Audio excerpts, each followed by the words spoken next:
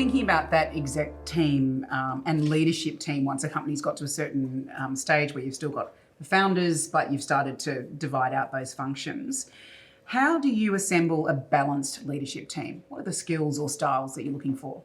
We've had to mindfully put a lot of work into that, and like offsites are a great way to do it, but also just sort of common shared success and wins is another great way to do it. But where we found early on building out senior leadership teams is each senior leader would bring the perspective of their team, and they were there as a representative of engineering, or I'm a representative of sales, rather than I'm a representative of this executive leadership team. So it's about, I would encourage founders to say, if you're on this executive leadership team, it is your first team. You're here to represent the company and this executive team, and then you're taking that sort of stronger together approach back to your teams and saying this is what we've decided to do and how we're going to do it. So it's ELT team first and almost your functional team second. Because otherwise you don't get the disagree and commit. Like, you can have all the arguments you want behind that closed doors with your leadership team and your exec teams. But once you leave the room, the rule is everyone's on the same page, everyone's speaking the same language.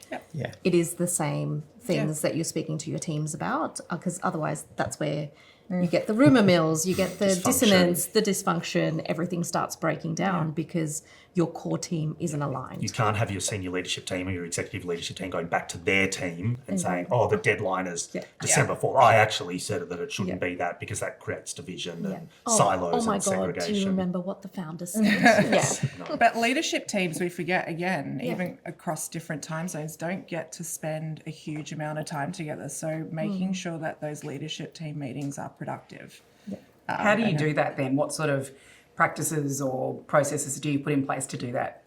We've built out pretty sort of rigorous and robust practice around sort of holding our ELT to our principles and holding them to account, where we've now built them in as performance expectations. So where we do weekly check-ins on this, and we sort of bring up examples at the meeting of like, oh, a really great example of somebody being stronger together this week was when Michael did such and such. And by the time you get into performance reviews or any sort of assessment at executive leadership teams, it's not just technical, it's the behavioural. It's how do you show up? How are you as a person, but how are you as a leader that other people see as well? Like, the visionary side, the strategic side comes out in that technical space, but how do you show up to the rest of the business as well? Like, what are you representing as part of that core team? And if you don't have the right, measures in place and the right people in place, then it breaks apart. It's not cohesive. It's not one messaging. It's just all these little fragmented, everyone's working in silos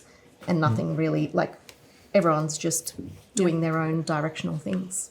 But if I could only get one thing out of a founder, because I can help them with communication, or I can do the communication, but if they are fixed, locked in, this is what we do no matter what, and you are sailing off the edge of the earth, it does not matter if they communicate that really well. No, there's a reason why we're sailing off the edge of the earth. So I really like people who have very strong opinions. I want them to believe in what they're doing, but I also want them, and maybe it comes back to you data driven, but I want them to be able to go, because, thinking about, we were talking about leadership before, who manages the CEO?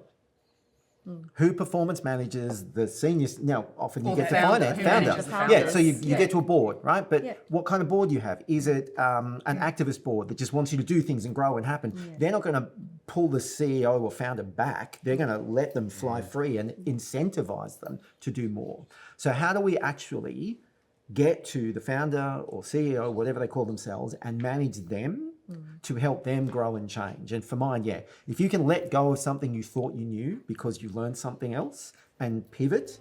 It's a word we use way too often, but we've got to complete the bingo. Got to complete the bingo. If you can't pivot, your business fails.